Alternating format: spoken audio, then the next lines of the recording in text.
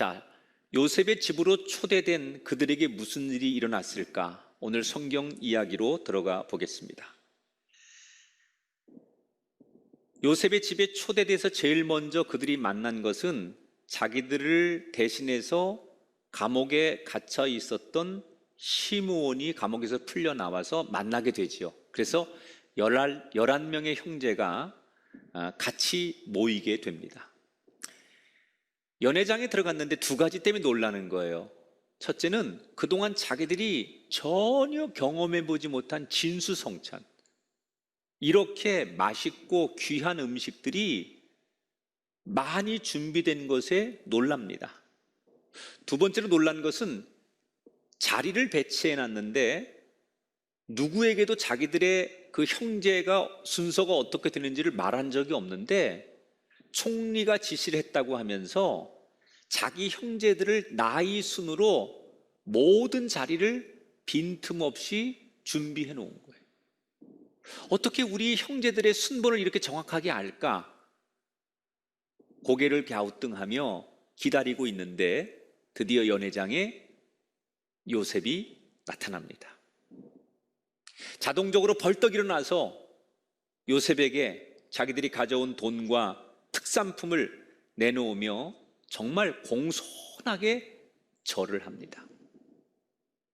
그 절하는 모습은 이 총리에게 잘 보여야 된다, 너무나 절박함이 묻어있는 그 모습 그대로예요. 온몸을 굽혀서 총리에게 바짝 엎드려 인사를 드립니다. 여러분, 이 모습은 22년 전에 하나님께서 요셉에게 주셨던 첫 번째 꿈이 그대로 실현되고 있는 거예요.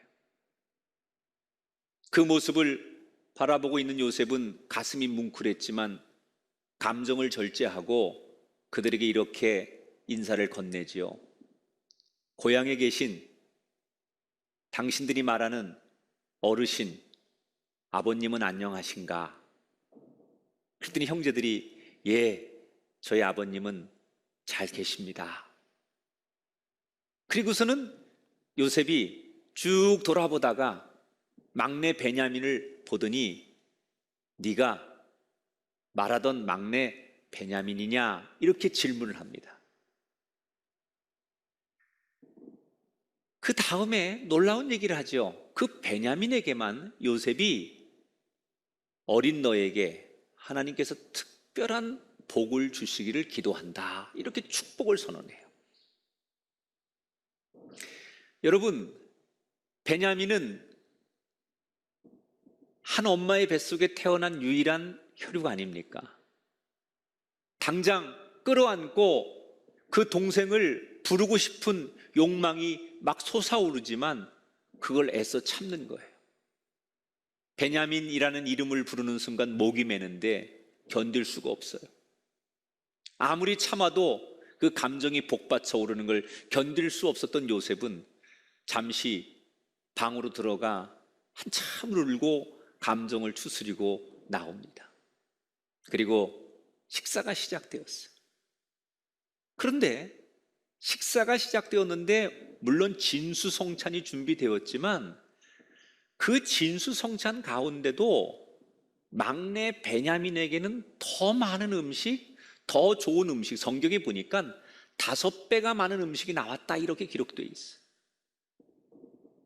아까부터 다른 형제들 보는 앞에서 베냐민에게만 하나님의 이름으로 특별한 축복을 선언하지 않나, 이 같은 식탁에서 식사를 하는데도 베냐민에게만 더 많은 음식을 제공하는 이 모습을 보면서 다른 형제들은 무슨 생각을 했을까? 그렇게 식사가 마쳐진 후에 요셉이 마련한 숙소에서 그들은 하룻밤을 보냅니다. 그리고 요셉의 지시대로 그들이 준비해온 자루에다가 곡식을 가득 채워주지요. 하룻밤을 자고 아침이 되었습니다.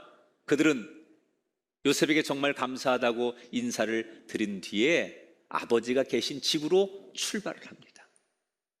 그들의 목적을 다 달성한 거 아닙니까?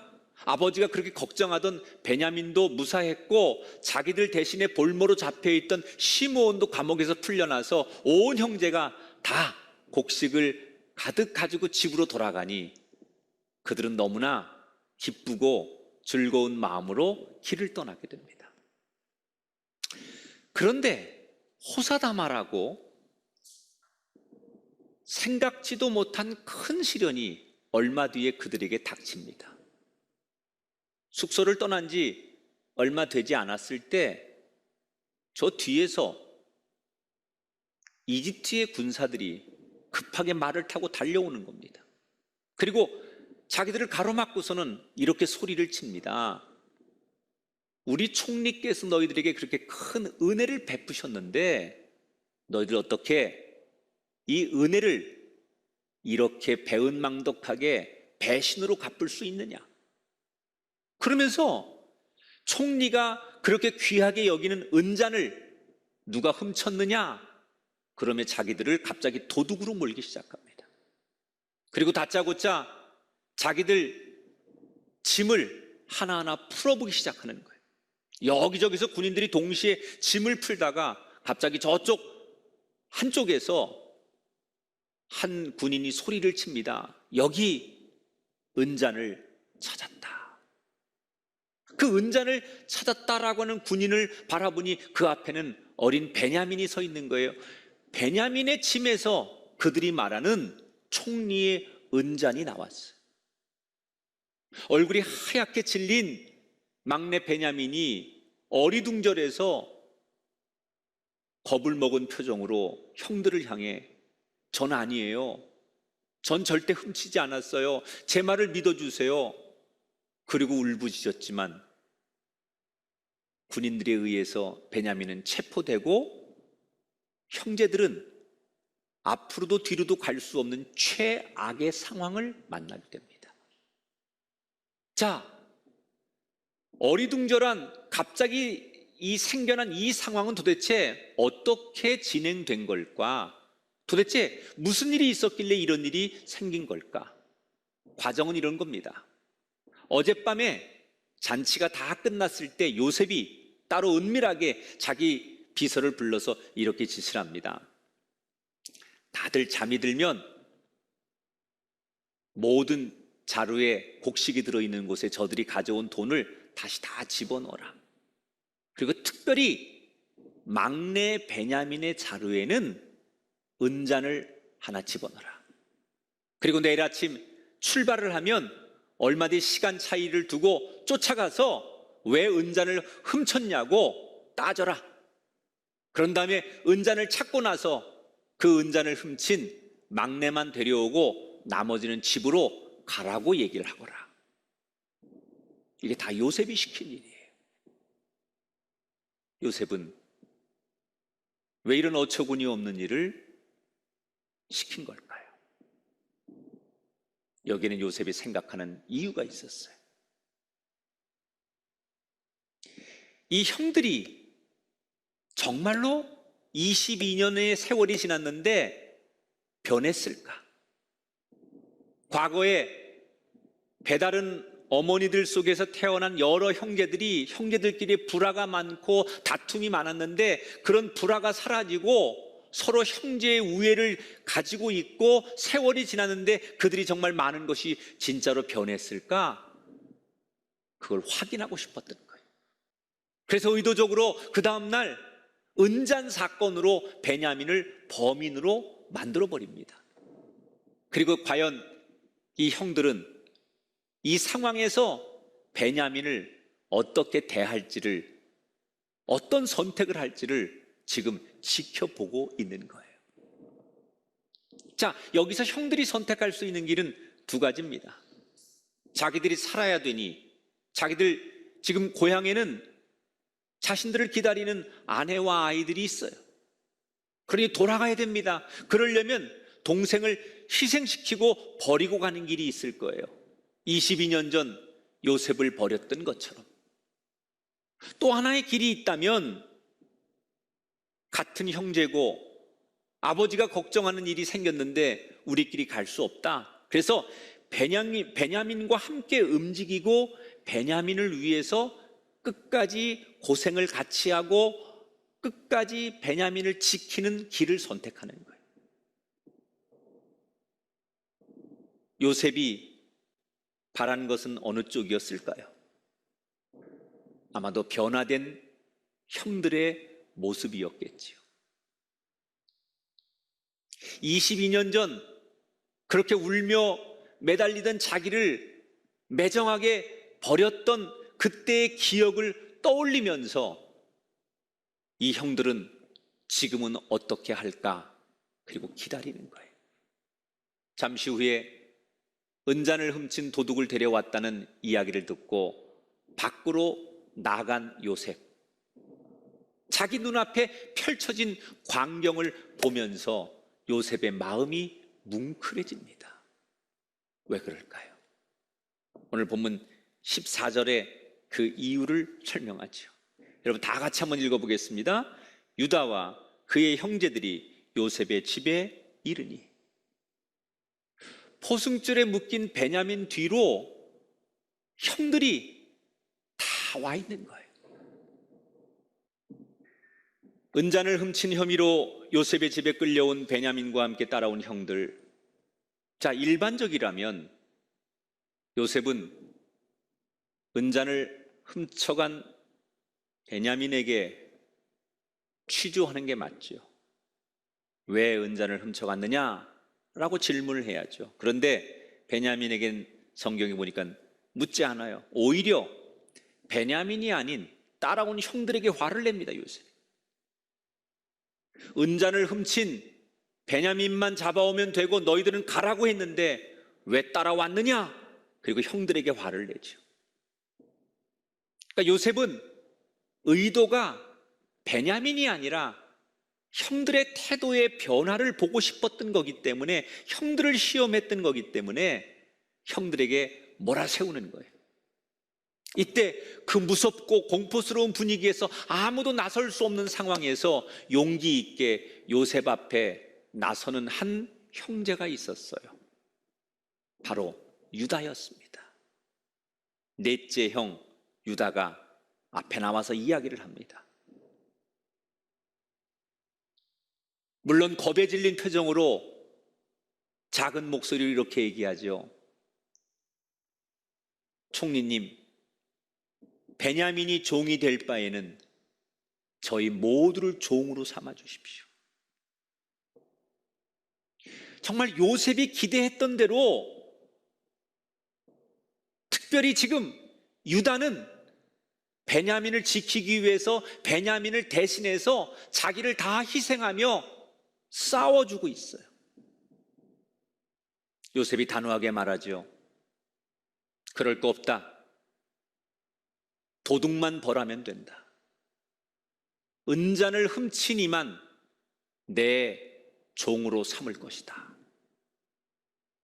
그때 유다가 한 걸음 더 앞으로 나와 아예 정말 목숨을 내놓고 베냐민을 변호하는 긴 발언을 시작해요.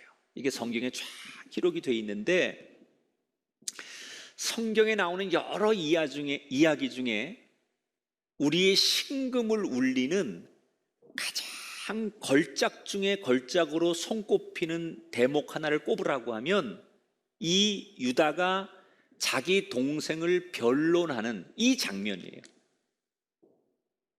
얼마나 정말 우리의 가슴을 울컥하게 하는지 몰라요. 유다가 자기 동생을 위해 울먹이며 총리 앞에 이렇게 얘기합니다. 총리님, 지난번에 저희들이 정치 스파이라고 저희를 몰아세우실 때 저희가 아니라고 하니까 고향에 있는 막내 동생을 데려오면 믿어주겠다고 하시지 않았습니까? 그래서 저희가 그렇게 하겠다고 집으로 가서 이 동생을 데려오는데 아시다시피 시간이 많이 걸렸습니다. 생각보다. 거기에는 그럴 만한 이유가 있습니다. 저희 아버지가 가장 사랑하는 아들이 지금 이 막내입니다. 왜냐하면 저희 아버지는 가장 사랑하는 여인에게 두 아들을 얻었는데 그 중에 형은 죽고 남은 아이가 이 아이 하나입니다. 사랑하는 그 형을 잃은 뒤에 저희 아버지는 이 막내를 놓지 못하고 있습니다. 이런 그 아버지의 상황, 그래서 아버지가 이 막내를 놓지 못해서 오는데 시간이 걸렸노라고 그간의 이야기를 하면서 아버지 이야기를 꺼내는 거예요. 고향에 계신 저희 아버지에게 그렇게 설득해서 이 아이를 데려왔는데 만약에 이 아이가 없는 것을 알면 불쌍한 우리 아버지는 단 하루도 버티지 못할 겁니다. 이 아이가 없다면 우리 아버지도 돌아가실 겁니다. 그러면서 이 유다가 눈물로 호소하죠. 총리님, 우리 아버지 살려주십시오. 대신에 제가 이 아이 대신 내가 총리님의 노예가 되고 종이 될 테니 부디 이 아이만은 풀어주십시오. 통곡을 하고 바닥에 엎드려서 부르짖습니다. 울부짖습니다.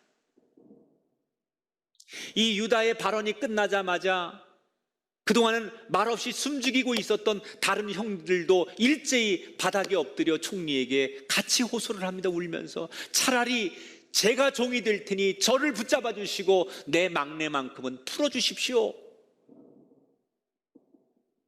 유다도 울고 다른 형들도 울고 겁에 질린 막내 베냐민도 울기 시작합니다. 이때 요셉이 그들 앞에서 자기의 감정을 감추고 눈물을 보이고 싶지 않았지만 더 이상은 솟아오르는 눈물을 절제할 수가 없어요. 그래서 그들에게 눈물을 보이지 않으려고 얼굴을 가려봅니다. 유다가 이 이야기를 울면서 해주는데 요셉이 이 이야기에 충격을 받습니다. 왜 충격을 받느냐?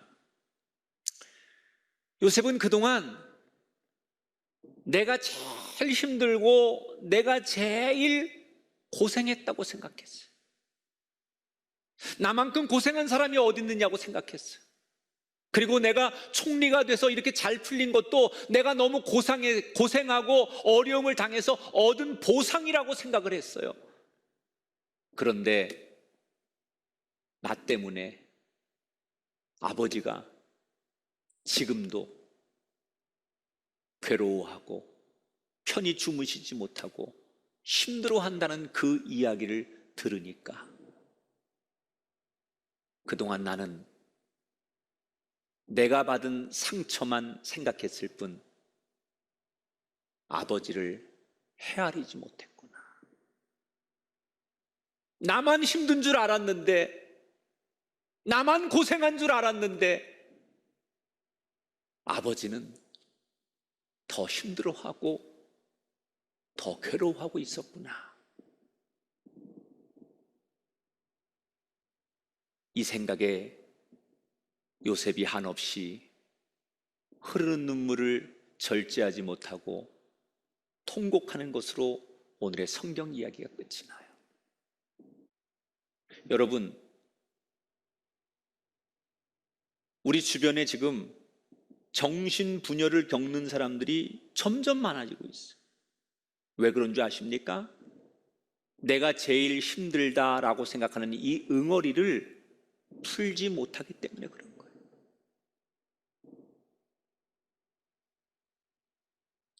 나만 힘들다고 생각하고 내가 제일 힘들다고 생각하는 이 응어리를 해결하지 못하기 때문에 그 분노와 괴로움들이 병으로 나타나는 거예요.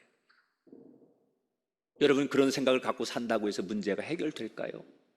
절대로 해결되지 않아요. 그런 분노의 표출은 서로를 미워하게 되고 결국 멸망과 파멸로 우리 인생을 끝나게 만들어요. 오늘 혹시 이 자리에 풀지 못한 마음의 응어리를 가지고 계신 분이 계십니까? 난 이렇게 아픈데 왜 내 가족들은 나를 돌아보지 않는 걸까? 내가 이렇게 고통스러운데 내 친구들은 왜 나를 외면하는가? 내가 이렇게 힘든데 도대체 정부는 뭐 하는 거고, 의사들은 뭐 하는 거고, 심지어 교회는 뭐 하는 걸까? 이게 오늘 우리들의 생각이라는 거예요. 여러분, 최악의 상황을 만났을 때 우리가 기억해야 될 두 번째가 바로 이겁니다. 내가 제일 힘들다는 생각, 나만큼 힘든 사람이 없다고 생각하는 생각을 버려야 된다는 거예요. 내가 힘든 만큼 가족도 힘들고, 나만 힘든 게 아니라 상대도 이웃도 다 힘든 거예요. 그래서 나도 힘들지만 내가 이렇게 힘든데 넌 얼마나 더 힘들겠느냐? 우리 어른들이 이렇게 힘든데 아이들은 얼마나 힘들겠느냐? 우리 예수 믿는 사람이 이 정도로 힘든다면 예수 안 믿는 우리 이웃들은 더 얼마나 힘들겠느냐?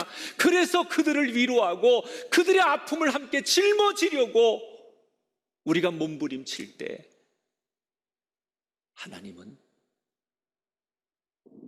그 사랑의 실천의 힘을 통해서 최악의 상황에서도 우리 영혼을 빛나게 만들어 주시는 거예요. 사랑하는 성도 여러분, 우리가 만난 환경과 상황이 절대적으로 중요한 건 아니에요. 상황이 어떻든 간에 그 상황에 대처하는 우리의 모습이 더 중요한 거예요.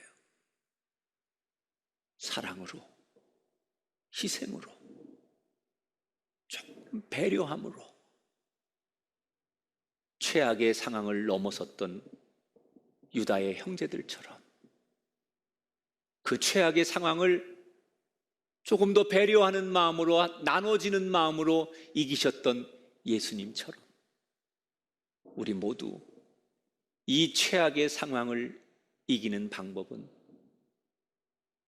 오늘 하나님이 주신 지혜의 말씀대로 사랑입니다. 사랑. 나만 힘든 게 아니에요. 나 힘들지만, 분명히 나 괴롭지만, 나도 버겁지만 하나님의 사랑의 마음으로 너는 얼마나 더 힘들겠느냐. 그 사랑의 마음을 갖는 순간 우리가 이 말씀을 기억하고 이 말씀에서 떠나지 않으려고 하는 순간 하나님은 최악의 상황에서 우리에게 이 상황을 벗어날 기회를, 또 다른 상황을 만들어 주실 줄 믿습니다. 사랑하는 성도 여러분, 힘드시죠? 얼마나 힘드세요?